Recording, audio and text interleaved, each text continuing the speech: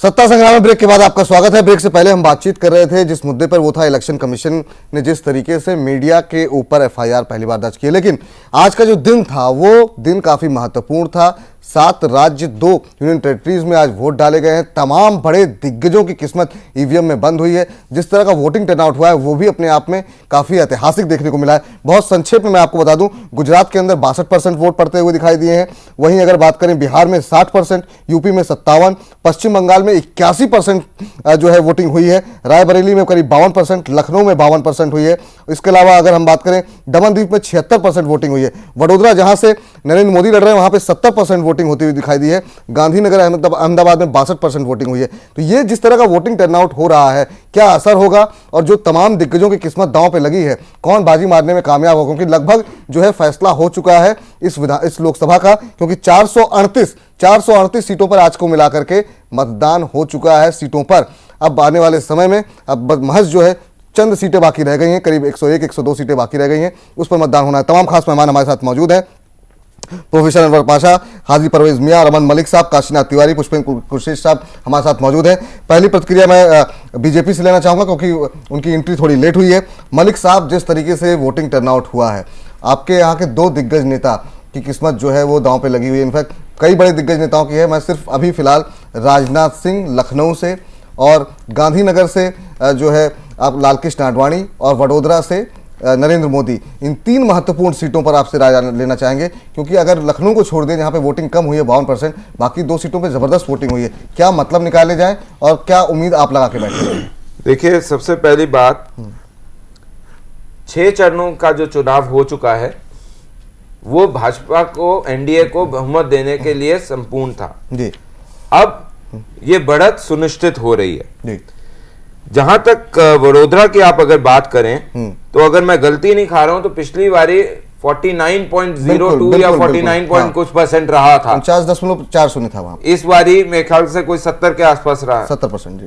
तो ये इटसेल्फ एक चीज दिखाता है कि जनता ने ये ठान लिया है कि इस बार एक अच्छी, स्वच्छ, साफ सुथरी सरकार आएगी और वो अपना जो मुस्तकबिल है उसको सुनिश्चित करने के लिए, एक बेहतर जिंदगी के लिए उन्होंने ये जितना एक इंडस्ट्री चल रही है जो अपने आप को सेकुलरिज्म पे बेचती है, वो उसको एक करारा जवाब दिया है जी जी जी। तो ये मैं तो इसी हिसाब से इसको लूंगा जी। तो आप ये पूरी तरह उम्मीद बना के चल रहे हैं जो आज नरेंद्र मोदी ने कहा कि इस बार लोगों ने मन बना लिया है, नींव पड़ गई है, अब इमारत रखी जा रही है, जो बात बिल्कुल। चलिए ठीक है, इस पर जो राजनीतिक विश्लेषक हमारे साथ हैं काशीनाथ तिवारी जी, उनसे बातचीत करते हैं। तिवारी साहब, आप राजनीति को काफी नजदीकी से देखते हैं, आपसे जानना चाहेंगे, जब भी हमने देखा है कि जो टर्नआउट होता है, वोट टर्नआउट जो है जब बढ़ता है तो ये एक तरह का सिग्नल होता है कि लोग बदलाव चाह रहे हैं। हालांकि मध्य प्रदेश और गुजरात, ये 2 राज्य ऐसे रहे हैं इस बार के हाल फिलहाल के चुनाव में जहां पे टर्नआउट हाई हुआ है लेकिन बदलाव नहीं दिखा है। कैसे आप देख रहे हैं इस टर्नआउट को? जी, आपने सही कहा है। जब भी मतदान का ग्रोथ बढ़ता है तो यह बदलाव की एक दिशा तय करती है और इस बार के भी चुनाव में ऐसा ही महसूस किया जा रहा है कि जनता ने, पूरे देश की जनता ने एक बदलाव के नजरिए से मतदान करना शुरू किया है और यह उम्मीद है कि इस बार के चुनाव में जनता के नजरिए पर बदलाव जरूर आएगा। और मैं उम्मीद करता हूं कि इस बार के चुनाव में जो है इस देश को एक नई स्वच्छ सुथरी, साफ सुथरी सरकार जरूर मिलेगी जी। ये मेरी अपना सोच है। चलिए एक बात बताइए, ठीक है आपने बात कही बदलाव चाहता है, पर ये बदलाव किस रूप में होगा? बदलाव में तमाम रूप हो सकते हैं। क्या क्षेत्रीय दलों पर भरोसा बढ़ा है या केंद्रीय जो दल है, बड़ा दल जो है बीजेपी के ऊपर आपको लगता है कि लोग भरोसा जताएंगे? नई पार्टी आम आदमी पार्टी है, क्या उसके ऊपर भी लोग भरोसा जताएंगे? क्योंकि बदलाव कई तरीके से हो सकता है, लोकसभा चुनाव है जी। देखिए, ये लोकसभा चुनाव है, यह न कि किसी क्षेत्रीय दल या किसी राष्ट्रीय दल, मतलब क्षेत्रीय पार्टी का चुनाव है, ये पूरे एक देश का चुनाव है। और देश में जहां तक की बात आती है वहां जनता क्षेत्रीय दलों को भूल जाती है और जनता जो है राष्ट्रीय पार्टी को नेतृत्व के हिसाब से जो है बदलाव देखती है। ऐसे में देश में राष्ट्रीय पार्टी के रूप में कांग्रेस और भारतीय जनता पार्टी है। मुझे जहां तक उम्मीद है कि क्षेत्रीय दलों का सफाया करते हुए और राष्ट्रीय पार्टियों दोनों के बीच में ही जो चुनावी जंग चल रहा है, इसमें जो है हमारे हिसाब से भारतीय जनता पार्टी को बहुमत मिलना चाहिए और भारतीय जनता पार्टी बहुमत के करीब जा रही है। चलिए जरा परवेज में आपसे ही पूछ रहे हैं सवाल मेरा, आप सुन तो लीजिए। ये जो तमाम लोग कह रहे हैं और जो अब तक का इतिहास रहा है कि वोट टर्नआउट बढ़ने का मतलब लोग बदलाव चाहते हैं, आपको लगता है कुछ कमी रही, कुछ चूक रही, या आपको लगता है ये जो वोट परसेंटेज बढ़ रहा है वो आपके पक्ष में जाता हुआ दिखाई दे रहा है? और अगर जा रहा है तो उसके पीछे कारण बताइए। जिस तरीके से पिछले 2 साल में एक माहौल कांग्रेस के खिलाफ बनता हुआ देश में दिखाई दिया है, क्या आप कारण मानते हैं आप उसके पीछे? देखिए, पहली बात तो यह है कि मैं रमन साहब और मलिक साहब की बात से सहमत नहीं हूँ। चलिए कोई आप जो एक बात ये कह रहे हैं कि साफ छवि वाली सरकार, अरे साफ छवि वाली सरकार तो वही होगी जो मिसाल है कि 100 चूहे खा के बिल्ली हज को चली। ऐसा तो है ही नहीं, जो कुछ है सबको पता है, समझे?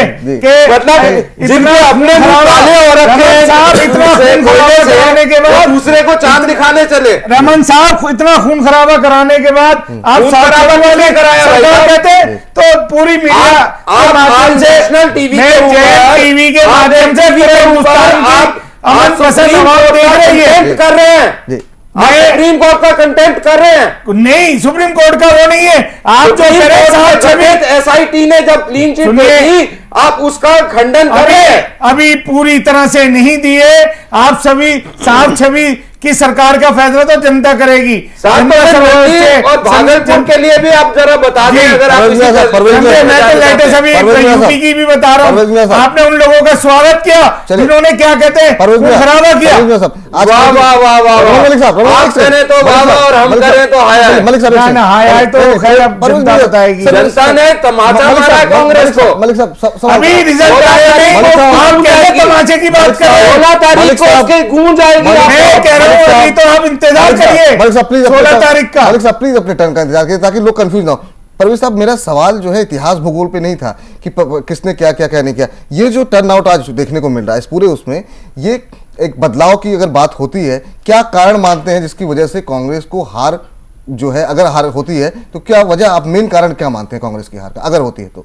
देखिए, पहली बात तो अभी कोई रिजल्ट आया नहीं है, अभी तो कयास अगर 16 को हम जीतेंगे, हम जीतेंगे। ठीक है, मैं कह रहा हूं अगर आप कम होती, हर इंसान हर पार्टी खामियों का पुतला है। अगर कांग्रेस ने कुछ गलतियां की है उसको हमने माना है, तस्लीम किया है, तो इन्हें भी अपनी गलतियों को मानना चाहिए कि आप जो खून खराबा कर रहे हैं, चाहे मोदी साहब हो चाहे उत्तर प्रदेश के अंदर लोग हो, आप उनका स्वागत कर रहे हैं, फिर कह रहे हैं कि हम अच्छी साफ छवि के लोग हैं। एक तरफ कांग्रेस को बुरा करें, इंडस्ट्री करें, आप सोनिया जी को, राहुल जी को, प्रियंका जी को, मैं वो भी बात कहना चाहता हूँ। उत्तर प्रदेश जनता के हाथ में जनता दिखाएगी, लेकिन जहां तक है कितनी परसेंटेज वोटिंग होना, मैं इलेक्शन कमीशन को मुबारकबाद देना चाहता हूँ जिन्होंने अवेयरनेस को वो किया। उत्तर प्रदेश की आपने बात की, आपके पास उत्तर प्रदेश की आपने उत्तर प्रदेश की बात की है, लेकिन मैं जानना चाहूंगा जो महाराष्ट्र में 2 लाख वोटर कट गए हैं, उन पे इनका क्या सोचना है? चलिए देखिए, जहां आपने और लोगों का नाम लिया, वहां एक गरीब आदमी के भी अगर वोट करते हैं तो उनका जिक्र कहीं नहीं होता। अगर किसी बड़ी नेता का वोट करता है तो आप उसका जिक्र कर रहे हैं। मैं 2 लाख लोगों की बात कर रहा हूं भाई साहब, मैं 2 लाख लोगों का नाम नहीं ले सकता। मैं उस बात को भी कहना चाहता हूं कि गलत हो रहा है संविधान के अनुरूप। तो वहां रिपोल होना चाहिए या नहीं? पाशा साहब, बिल्कुल, मुझे लगता है बहस का जो मुद्दा है वो वहां रहे, बहुत बिल्कुल उससे भटकने से इशू नहीं होगा। मैं हमेशा बोल रहा हूं कि सर आपसे भी निवेदन है कि आज के चुनाव पर और इसी लोकसभा के चुनाव पर फोकस रखिए। क्या क्या मुद्दे रहे, क्या अच्छी बातें आपकी सरकार की, क्या बुरी बातें, उन्हीं पर हम चर्चा करते हैं। किसने क्या किया उसको छोड़ देते हैं। आपसे जानना चाहेंगे पाशा साहब, ये एक बदलाव की बात अभी हम कर रहे थे कि ज्यादा टर्नआउट का मतलब ये होता है। एक लोगों को काफी उम्मीदें थी आपसे जब आपकी दिल्ली में सरकार बनी थी या फिर जब आपने सरकार बनाई थी। कहीं ना कहीं इसको आपके नेता अरविंद केजरीवाल ने भी स्वीकार किया कि नहीं, सरकार से इस्तीफा देना गलती थी। आपको लगता है कि आपके पास जो मौका था वो आपने गंवा दिया इस बार का? एक साथ इतनी सारी सीटों पे आप लड़ गए, एक जो लोग बदलाव की उम्मीद आपसे कर रहे थे, आपकी पार्टी के लोग जो हैं मतलब ऑफ द रिकॉर्ड जब बात करते हैं वो कहते हैं कि नहीं, हाँ कुछ गलतियां हमारी तरफ से हो रही हैं। अब आप बनारस पहुंच रहे हैं, पूरी टीम आपकी बनारस में लगी हुई है, तमाम लोग जो चुनाव लड़ रहे हैं वो नाराजगी दिखा रहे हैं कि भाई हमको लोग समर्थन पार्टी नहीं दे रही है। आप चूक गए क्या मौका? ये पहले तो मैं ये कह दूं कि लोकतंत्र में चुनाव एक पर्व का दर्जा रखती है। बिल्कुल बिल्कुल, और जाहिर है कि ये बहुत स्वागत योग्य बात है कि लोग इस पर्व में बहुत ही जोश के साथ हिस्सा ले रहे हैं। इसका स्वागत किया जाना चाहिए, क्योंकि जितना ही लोगों के अंदर अवेयरनेस आ रही है, लोग राजनीति की जो उनके अंदर अवेयरनेस आ रही है उसका ये नतीजा है कि लोग उस तरह से आ रहे हैं और वोट कास्ट कर रहे हैं। हमें इसका स्वागत करना चाहिए।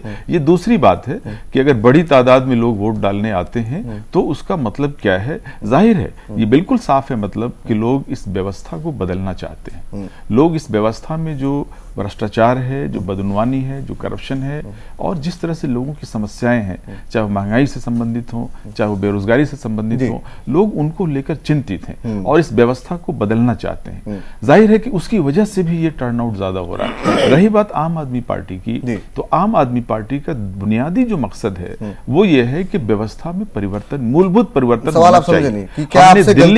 हमने दिल्ली में जिस तरह से आम जनता का हमें सपोर्ट मिला और जिन लोग कह रहे हैं जिन मुद्दों पे मिला वो आप कह रहे हैं, हमारा मानना ये है कि जो खामोश सपोर्टर है इस देश का, जो खामोश नागरिक है, जो हु हल्ला में ज्यादा विश्वास नहीं रखता, जो संजीदा नागरिक है इस देश का, वो इन बातों को अच्छी तरह समझ रहा है और वो बिल्कुल इस व्यवस्था परिवर्तन के हक में है। और आम आदमी ने जिस तरह से अपनी राजनीति रखी है, इस देश की राजनीति के सामने एक सेकुलर विकल्प जिस तरह से रखा है और जिस तरह से उसको सपोर्ट मिल रहा है, उसके बेहतर नतायज इस इलेक्शन के रिजल्ट के साथ आएंगे।